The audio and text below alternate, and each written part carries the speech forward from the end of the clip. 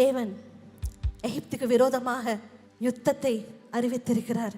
இஸ்ரவேல் ஜனங்களுக்கு என்ன நடக்குதுன்னு புரியல. இஸ்ரவேல் ஜனங்கள்லாம் கோஷேன்ல இருக்கிறாங்க. அங்க பயங்கரமா எகிப்து தேசத்துக்கு விரோதமாக தேவனுடைய கோபாக்கின வெளிப்பட்டு கொண்டு இருக்கிறது. கல்மழை பெய்யுது. அவங்களுடைய விலங்குகள்லாம் மரித்து போகுது. இஸ்ரவேல் ஜனங்களுக்கு தெரியல. அவங்க அழுத நாட்களுக்கு எல்லாத்துக்கும் பதிலாக இப்ப தேவன் இப்படி செய்வார்னு அவங்க நினைச்சு கூட பார்க்கல. அவங்க ஆச்சரியத்தோட பார்த்து கொண்டு இருக்கிறாங்க. தேவன் தான் உண்மை உள்ள தேவன் சொல்லி நிரூபித்து காண்பிக்கிறார்.